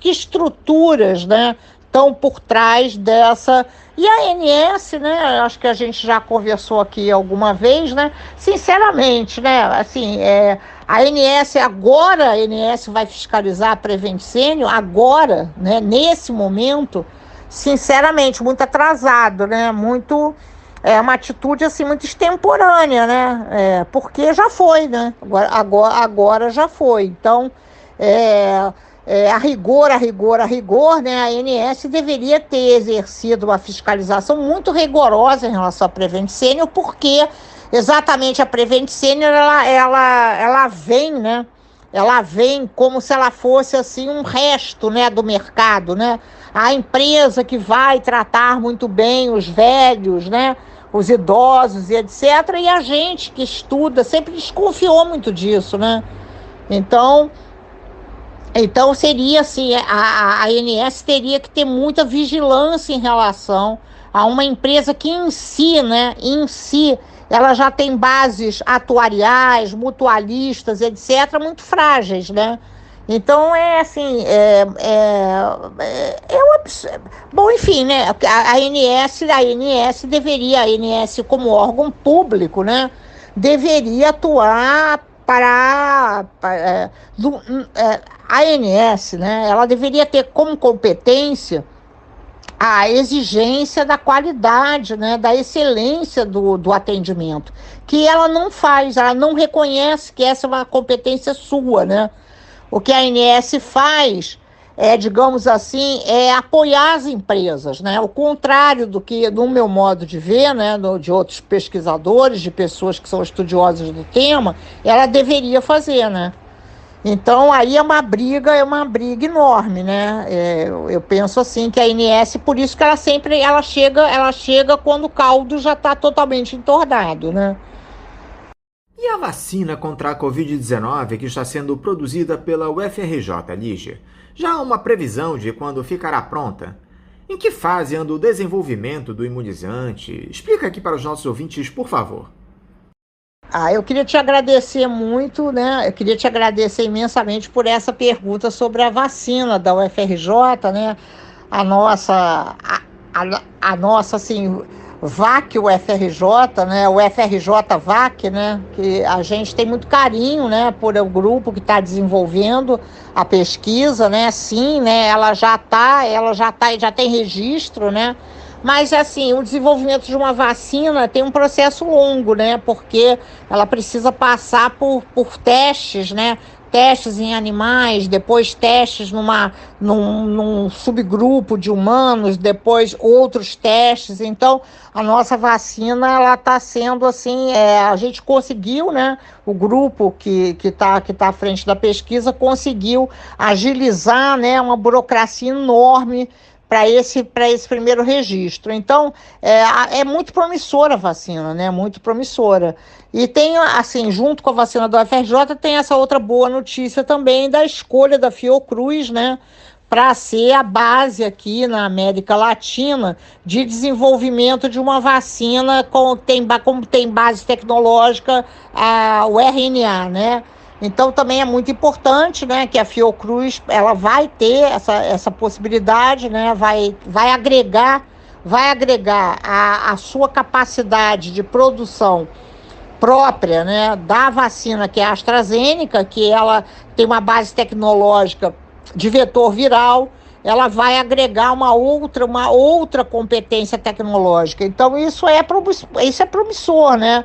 A gente precisa apostar nisso fortemente, porque o Brasil precisa produzir vacinas, né? Nós somos um país extremamente populoso, então a gente não pode ficar dependendo, né, de vacinas que são muito caras, né? Porque, só para a gente falar do preço, né? Muito caro. A gente já gastou mais de 28 bilhões de vacinas e não tem a população totalmente vacinada. Então, qual é o preço que o Brasil pode pagar por vacinas, né? Porque, além das vacinas, nós temos os cânceres, nós temos os problemas cardiovasculares, nós temos problemas causados por violências, nós temos, enfim, um conjunto enorme, né, de problemas de saúde. Então, a gente precisa, isso para nós é uma coisa vital, né? assim como tem sido para países assim, por exemplo, como a China, né, que conseguiu produzir vacina, conseguiu vacinar a população. Então a gente precisa imediatamente, assim, acho que a gente está conseguindo, né? Apesar dos muitos pesares, né? O Brasil está conseguindo aproveitar assim os poucos espaços, né, que nós temos, a gente está conseguindo participar. Então a gente tem esse desenvolvimento da vacina na UFRJ, a gente tem desenvolvimento de vacina em outras universidades também, na USP e na UFMG, né? Então, certamente a gente será capaz, né? Nós conseguiremos desenvolver vacinas que são vacinas brasileiras. Mas para isso a gente precisa de investimento e pesquisa também, né? E não o que nós estamos vendo, que é essa continuidade do corte do orçamento para pesquisas, né? Muito preocupante que ocorrerá em 2022, né? Porque em 2022 a gente não tem previsão de orçamento para vacina, a gente não tem previsão de orçamento adequado para pesquisa, e como é que o país fica, né? É um ano estratégico para a gente, né? Porque é um ano que seria assim, um ano no qual a gente poderia tentar reorganizar o nosso sistema de saúde, né? Considerando, inclusive, esses componentes mais da base produtiva do sistema de saúde. E com esse orçamento que está aí sendo debatido, isso não ocorrerá, né? Então, é preocupante porque a gente tem uma CPI, né? Uma CPI que está voltada para discutir a pandemia e, enfim, para tentar identificar problemas, né? Crimes de responsabilidade, crimes de prevaricação, etc. Mas a gente não conseguiu constituir um fórum, né? Que seja um fórum político para se voltar, digamos assim, a esses desafios, né? Como ficará o sistema de saúde, né?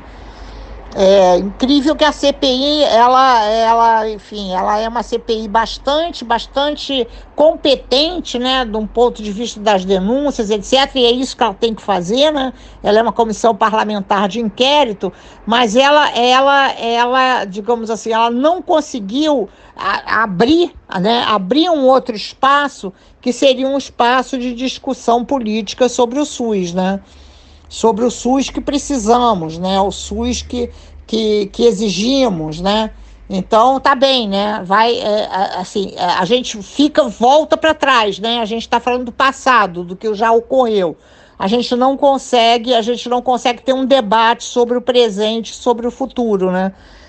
Mas, bom, então é isso, né? Mas também com o Senado que temos, né? Com, enfim, presidência do Senado, presidência da Câmara, tudo isso é muito difícil, né?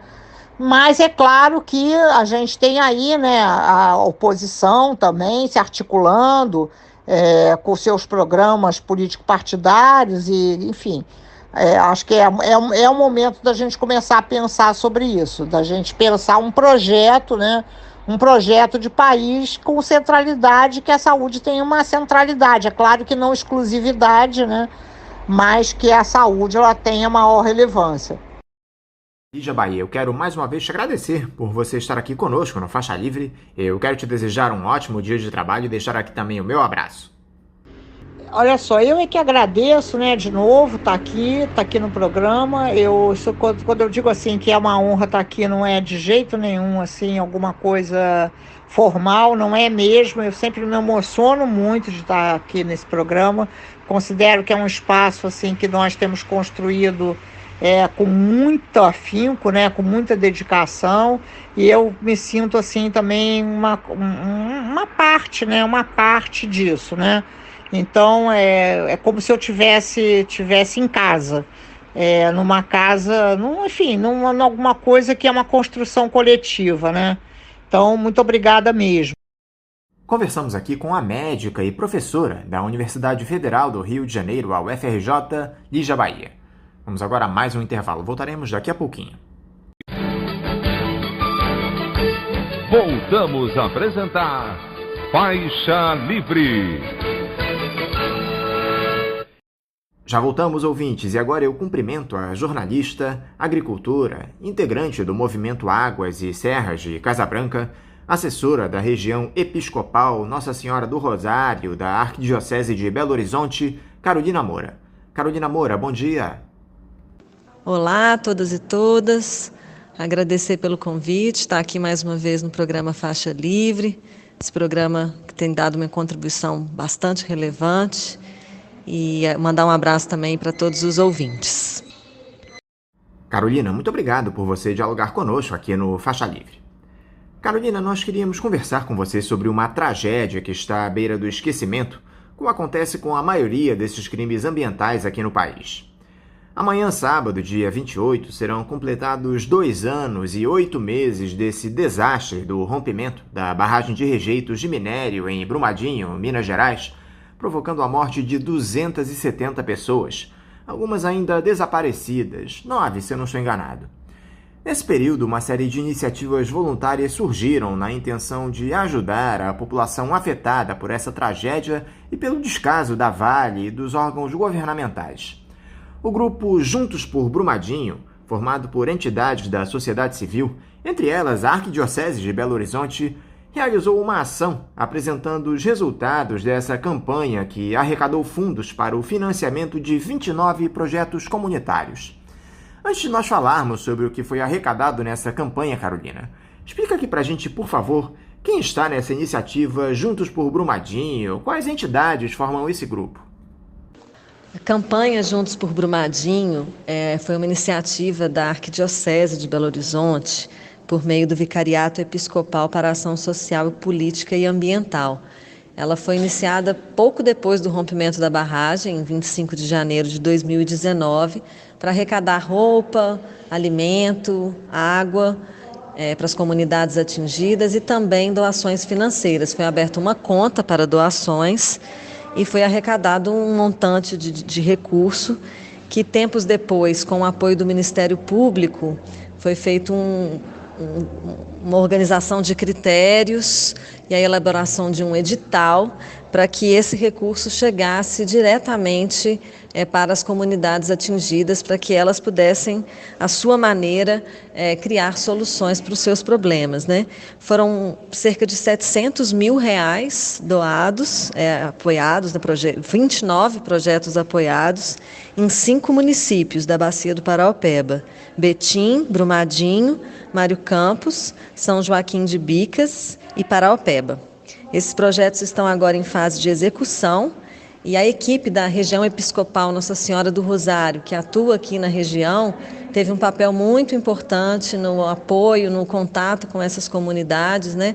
A gente partiu do princípio da autonomia, né? da capacidade das pessoas de propor e de executar as soluções para os seus problemas, e naquela perspectiva de fazer com e não fazer para ou por as comunidades, né? Então, um processo bem participativo, construído coletivamente, e que nesse caminho não só a gente consegue executar, né, ter recursos e executar atividades concretas, mas também se fortalecer em solidariedade para superar a cada dia tanta saudade, dor e tristeza que esse crime nos deixou. E o que essa bela e importante campanha conseguiu arrecadar, Carolina, para essas famílias atingidas pelo crime cometido pela Vale? Quais foram os resultados conquistados pelo Juntos por Brumadinho? Foram aprovados projetos diversos de gestão de resíduos sólidos nas comunidades, de cinema itinerante, de energia solar, de horta comunitária, de grupos de mulheres, de resgate da memória, de fortalecimento do trabalho de defesa de direitos, uma diversidade interessante de projetos das comunidades quilombolas, dos agricultores. Então foi muita coisa bonita que está sendo executada. A gente teve a oportunidade de realizar um encontro no dia 23, com esses projetos, e vimos os testemunhos, as histórias, e muita coisa está acontecendo, e muito importante essa troca dos projetos. O encontro foi muito bonito E é isso, assim, né? Há uma resposta concreta para esse esquema de reparação que está montado, né? Essa reparação performática, midiática, que não atende de fato a demanda das comunidades, né? Uma senhora aqui do Quilombo falou: parece que eles fazem a gente de ioiô, joga para cá, manda para lá, e vem um monte de gente na comunidade, fala, vai embora e depois não chega nada. Então, o edital Juntos por Brumadinho traz, além de soluções concretas, né, e esperança e ação no território, ele é uma resposta, né, de que as pessoas têm plenas condições de encontrar soluções e sair desse esquema, né? Tem muitas alternativas econômicas, né, para a gente sair dessa pseudo-dependência da mineração. Ainda sobre a diversidade dos projetos apoiados, tem iniciativa de apoio ao lar de idosos, pessoas com necessidades especiais. Tem a Banda São Sebastião, que há 42 anos está atuando aqui em Brumadinho, que estava com a sua sede caindo aos pedaços, que leva alento por meio da música para as comunidades. Tem um projeto de mulheres de fitoterápicos também com as plantas medicinais. É assim, num contexto de muitas feridas, assim, das pessoas sufocadas, com marcas e traumas que vão ficar para sempre, o Juntos por Brumadinho, que já está acontecendo, surge como uma pulsão de vida, assim, um espaço de um novo jardim, um broto novo, que está sendo muito, muito importante para nós nesse momento. Não é promessa, né? Porque isso é que a gente vê muito acontecer, né? Promessa, muita propaganda e milhões para cá, milhões para lá, mas concretamente no nosso modo de vida cotidiano, muito pouca coisa chega de transformação real para as comunidades no território. Então, o Juntos por Brumadinho é esse renascimento, né? O edital ele foi elaborado de uma maneira simples, sem burocracia, com um apoio para as comunidades elaborarem suas propostas. Não é uma coisa que chega de cima, que fala, vamos fazer uma horta aqui. Não, é a própria comunidade que vê o que quer fazer, o que sente motivação, o que tem capacidade, e sem burocracia, com apoio para elaborar a sua proposta, consegue fazer um projeto, né? O pessoal falou no evento aqui, você vê que tem edital, mas é tão difícil. Eu sempre quis ajudar, eu sempre quis fazer, mas eu não sabia como. Então, esse pequeno recurso assim, tem transformado muito o cotidiano, né, das pessoas e das comunidades apoiadas pelo Juntos por Brumadinho.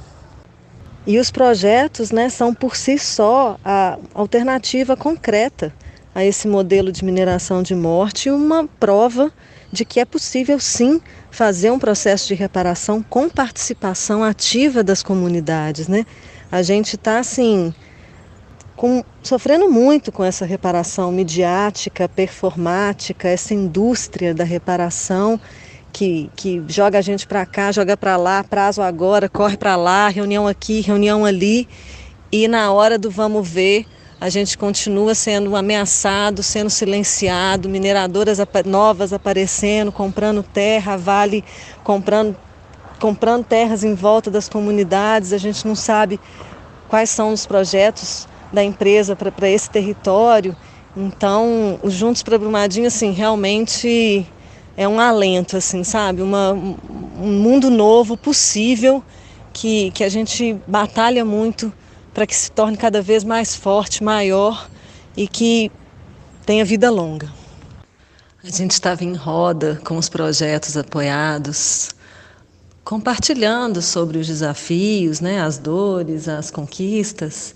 E uma pessoa que teve um projeto apoiado para elaborar um jornal e distribuir um jornal na cidade, fez um comentário que eu acho que merece destaque. A gente fez doações para 29 projetos, um valor total de cerca de R$700 mil. E a Vale paga por 30 segundos numa propaganda da Globo R$ 800 mil. Então, 30 segundos de uma propaganda mentirosa é o mesmo valor que a gente está assim, transformando muito, levando muita esperança e muita renovação na vida de várias pessoas em diversas comunidades, em 5 municípios da Bacia do Paraopeba. Eu acho assim, impressionante o poder das pessoas de renascer e com pouco dinheiro conseguir assim, realizar coisas muito significativas que jamais essa reparação midiática, performática e violadora de direitos vai fazer, porque não quer e não dá voz, e não dá atenção e escuta para as pessoas que estão sofrendo de fato no território. Nós aqui no Faixa Livre, Carolina, temos acompanhado de perto os desdobramentos desse episódio criminoso que se deu na cidade mineira, que é classificado como o maior acidente de trabalho da história do país, como se esse rompimento da barragem tivesse sido provocado de maneira acidental, se não fosse pela negligência da empresa, enfim. A respeito disso, Carolina, o que é que a Vale fez até agora, nesses 2 anos e 8 meses, para reparar, primeiro, os danos ambientais provocados por esse derrame de rejeitos de minério no rio Paraopeba, destruindo a flora e a fauna daquela região? Que tipo de iniciativas a mineradora tomou, Carolina? Bom, essa questão sobre indenizações pagas, é difícil fazer uma análise assim, porque varia muito, né, de pessoa para pessoa, o tipo de dano, o valor de indenização pago. Então, é complicado assim, fazer uma análise sobre se está satisfatório ou não está, os valores pagos, a forma como foi feito, negociado. E o que é claro, assim, está nítido, inclusive nos números divulgados pela própria empresa, é que se você olhar o valor de faturamento trimestral da empresa e os valores pagos em indenização e até no acordo, você vê a diferença, né? Assim, enquanto nos dá a impressão de que o crime compensa. Então, é bem delicado, assim, e infelizmente, com todo esse investimento em propaganda, né, dá a impressão de que as coisas estão resolvidas, né, e todo mundo foi indenizado, sendo que não é bem assim, né, assim, a gente tem uma série de problemas e observa que, né, o avanço, né, da mineradora no território e no entorno é uma ameaça constante assim, de mais violação de direitos, mais degradação ambiental. Então é bastante delicado assim, essa imagem que parece que para fora, né, quem não está aqui, quem não vê a coisa cotidiana acontecendo, pode ter essa impressão, assistindo às propagandas, né, que estão em todos os lugares, dá essa impressão de que não, tá pagando, tá sendo reparado, mas para quem está aqui dia a dia e sente ainda, né, assim, o trauma, as dores todas e passa por ali o tempo todo e sai na rua e vê um colega, um parente de alguém e escuta uma história, então é bem complexo, assim, tá pago e pagou bem, pagou a indenização, pagou muito, muito para todo mundo. Não é bem assim, a questão é bem mais complexa. No que diz respeito às populações que foram afetadas direta e indiretamente pelo rompimento da barragem, Carolina, a Vale pagou indenizações às famílias, inclusive as daqueles que perderam a vida no desastre, realocou os moradores daquela região de maneira digna, restabeleceu a vida das pessoas que foram afetadas por esse enorme trauma para sempre. Tem uma demanda que é muito viva, que é a punição, né? Esse crime não pode ficar impune, e eu diria que é praticamente um consenso aqui das comunidades, da população, que as pessoas responsáveis sejam presas, né? A gente tem conversado com advogados, né? E até a última informação que recebemos, até hoje, 5 dos réus não foram sequer citados. E ainda por cima, o prazo para apresentação de defesa preliminar está suspenso por tempo indeterminado.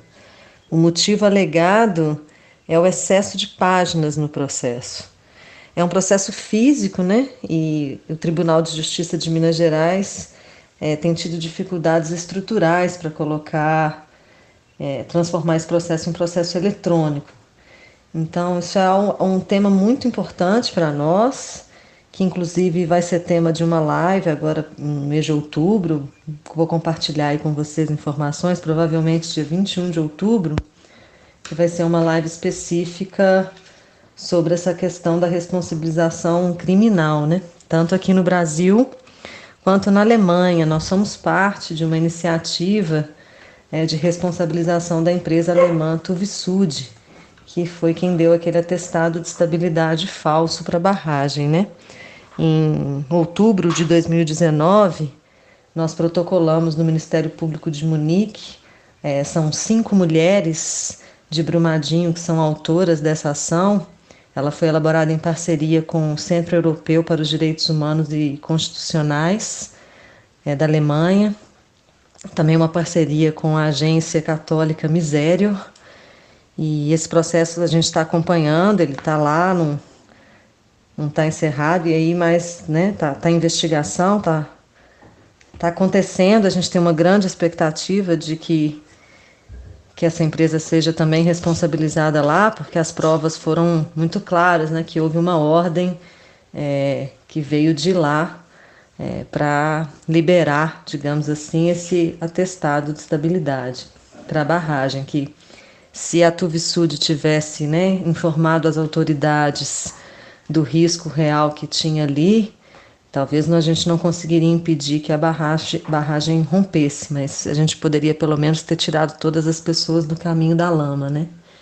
Então, essa é uma grande demanda que a gente espera que caminhe, né? Porque a impunidade, num caso tão grave como esse, vai reforçar ainda mais aquela ideia de que o crime compensa. Para encerrar, Carolina, algo de concreto foi feito para evitar que novos desastres como esse de Brumadinho, como o de Mariana em 2015, se repitam? Muito se falou na época em se proibir a construção desse tipo de barragem a montante, de se aumentar a fiscalização, recrudescer a legislação. Tomou-se algum tipo de medida na prática? Houve avanços de lá para cá, Carolina? Bom, sobre a questão de avanços na legislação, existem iniciativas, aqui no Legislativo de Minas Gerais, o projeto Mar de Lama Nunca Mais, que tem uma série de regras aí para as barragens. Teve também iniciativa no âmbito federal.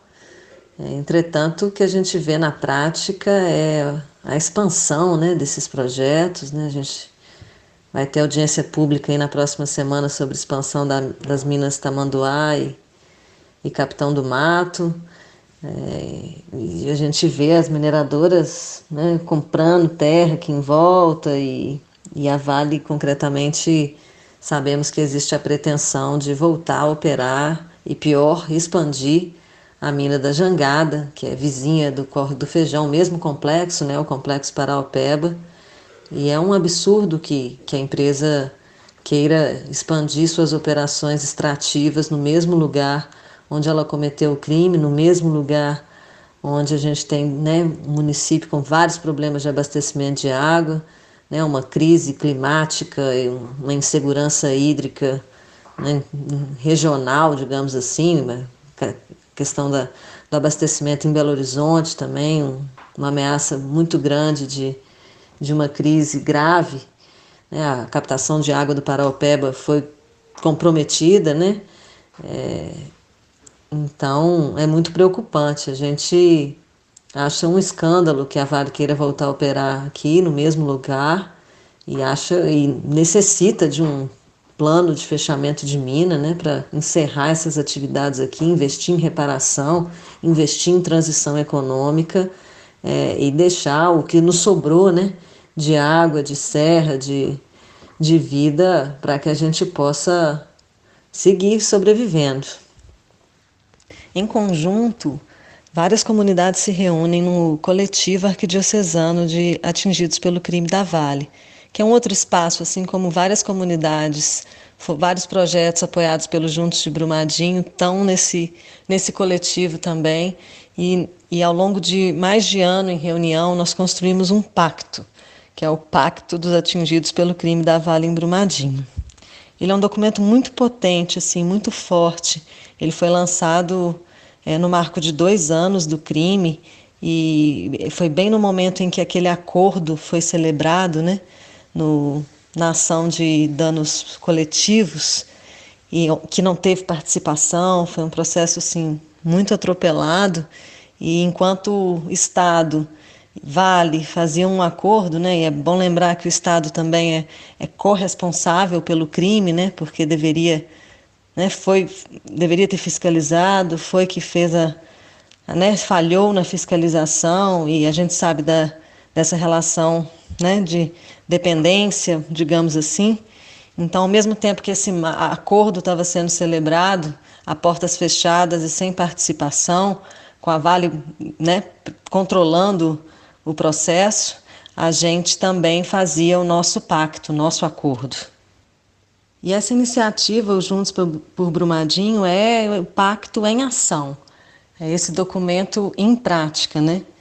Ele é organizado em 3 partes. A primeira é do luto pela perda à luta pela superação. A segunda, do grito pela justiça e reparação. E a terceira, da esperança, fé e amor que nos movem. Que a imensa onda de dor que nos foi imposta não nos roube a visão de que a vida é um dom sagrado, que pede de nós ação vigilante e cuidado com a ecologia integral. Que o sangue e a eterna saudade das 272 pessoas assassinadas sejam fortes o suficiente para nos manter de pé na luta por justiça e para que todas as vítimas sejam encontradas. Que, apesar das plantações soterradas, dos mananciais poluídos e do rio Paraopeba ter se tornado um mar de lama de morte, ajudemos nossa Mãe Terra e todos os seres irmãos que conosco aqui habitam a mostrar nossa capacidade de resiliência e renascimento. Que as casas destruídas, com suas histórias singulares, sejam símbolos de indignação contra o poder perverso que destrói a liberdade, a privacidade e o direito de tantos a uma moradia digna. Que as nossas lágrimas possam irrigar projetos de vida para nossas comunidades, a partir das iniciativas e culturas locais, do centro e das periferias, dos agricultores, das mulheres, dos indígenas, dos quilombolas, dos sem-terra e de toda gente invisível aos preconceituosos. Que espalhemos sempre a verdade e que as mentiras sirvam apenas para adubar nossa certeza de que ninguém nos roubará a alegria e a gratidão por estarmos ao lado da vida e ao lado certo da história. Que no meio de tantas perdas humanas, nunca nos esqueçamos de que tudo está interligado, que a natureza também pede de nós uma conversão ecológica. Que as defensoras e defensores de direitos humanos e ambientais que amparam nossa gente e a criação inteira possam atuar livremente, sejam protegidos por redes de apoio e solidariedade e não se tornem também vítimas daqueles que matam. Que estejamos sempre unidos para proteger nossas minas de águas, depois de ter derramado rios de lágrimas de nossos olhos. Que a clareza de que a mineração destrói irreversivelmente as fontes de água, córregos, riachos, rios e mares seja radiante e nos mantenha a postos para salvar nossa segurança hídrica, nosso território e nosso povo.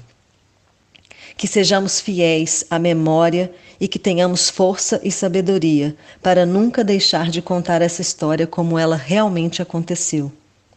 Que o dinheiro jamais seja motivo e razão de divisão entre nós e que não nos deixemos comprar por migalhas daqueles que matam. Do grito pela justiça e reparação. Que o grito de nossa dor seja escutado por muitos, para que outras comunidades atingidas e ameaçadas, alvos de megaprojetos que corrompem governos e não respeitam as pessoas, não se deixem comprar por propostas ilusórias. Que Brumadinho não seja tratado apenas como caso local, mas como testemunho global, para que ninguém, em lugar nenhum do mundo, passe pelo terror que estamos passando depois da tragédia crime da Vale. Que os nossos olhos enxerguem novas possibilidades e caminhos alternativos, para que o discurso da minério-dependência pare de nos manter escravizados e pare de nos matar diariamente. Que os culpados respondam por seus crimes e que outras cidades e vidas sejam poupadas de sacrifícios causados por multinacionais como a Vale, que levam nossas riquezas e deixam perdas e danos irreversíveis. Que nenhum direito seja abandonado. Que dos poderosos seja cobrada a devolução de suas riquezas e que todos busquemos um estilo de vida alinhado com o bem-estar da coletividade. Que sejam assegurados o direito à informação plena e à transparência sobre os grandes empreendimentos extrativistas, porque eles não podem roubar de nós a capacidade de pensar, juntos, a qualidade e sustentabilidade de nosso presente e de nosso futuro. Que a autodeterminação dos povos prevaleça diante de tantas violações, reconhecendo sempre seu direito de dizer não às iniciativas que não lhes parecem favoráveis. Que nossos territórios sejam restituídos, recuperados e reparados de maneira integral, ainda que saibamos que há perdas irreparáveis que transformam, infelizmente, em traumas perpétuos. Que os órgãos competentes efetivem regras vinculantes universais e sanções para qualquer violação dos direitos humanos e que nenhuma empresa fique isenta de prestar contas ao mundo sobre os resultados de seus empreendimentos e suas cadeias de produção. Que as serras, florestas e águas que ainda nos restam fiquem integralmente preservadas, para que seja possível a recuperação socioambiental de nosso território. Que as autoridades compreendam de maneira definitiva que o problema não está apenas na falta de estabilidade das barragens de rejeito e no risco de outros rompimentos, mas, especialmente, no modelo de mineração que é praticado no Brasil e no mundo.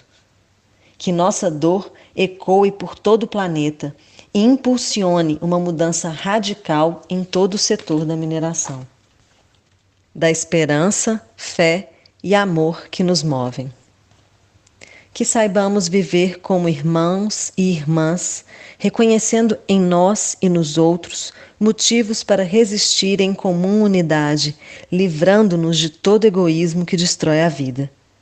Que a vontade de levantar a voz para dar nosso testemunho no mundo, assumindo nossa missão cristã de ser sal da terra e luz do mundo, vença o medo das perseguições e o silêncio imposto por estratégias que querem nos restringir e desqualificar nossa expressão. Que nunca nos falte o brilho no olhar e a luz do Espírito Santo para que construamos em comunidades eclesiais missionárias uma igreja sem preconceitos, na qual nossa única arma seja proclamar a palavra que nos ensina a ter fé, esperança e caridade.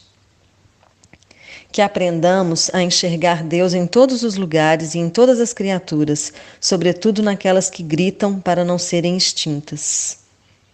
Que a pureza das águas, bem precioso e essencial à vida, siga fluindo pelas serras e pelos nossos corpos e nos impulsione no trabalho de defesa das fontes que matam nossa sede e que nos banham no batismo pela graça de Cristo.